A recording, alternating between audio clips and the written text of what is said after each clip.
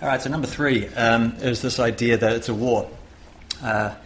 We often frame our relationship with introduced species in New Zealand in this way, that that's a war, it's a battle, it's a fight. And there's plenty of examples of it, and most recently in the Department of Conservation's war on weeds and our battle for our birds.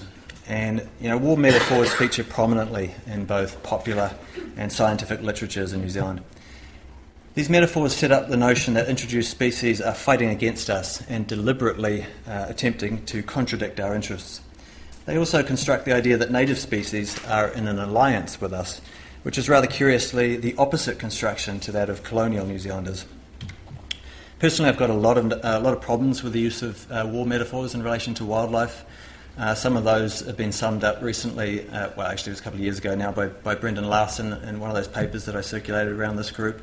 I'll touch on some of those and sort of expand on them just briefly as well. The first one for me is that it's just inaccurate. War is incorrect because, of course, these species are not remotely conscious of our militant intentions, and nor can they be capable of understanding them. So while we often talk about battling or fighting these species, I'd suggest that a more accurate way to frame the engagement would be to use words like slaughter or massacre.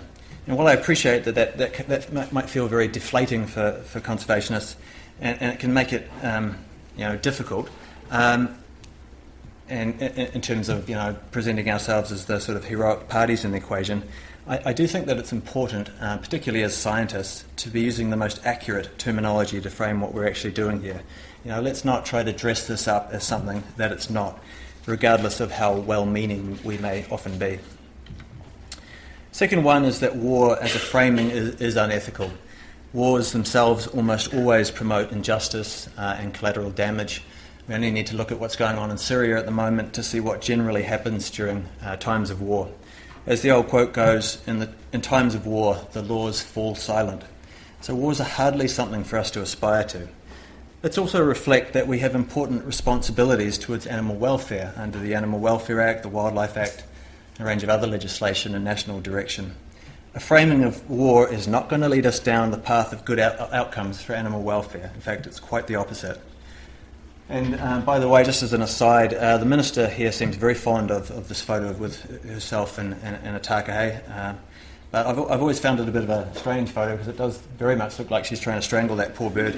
And I'll come to that again later on. Third, the frame of war prevents people from questioning our current management practices. It prevents intelligent and reasonable conversation. Anyone who questions a war is, of course, unpatriotic or even heretical.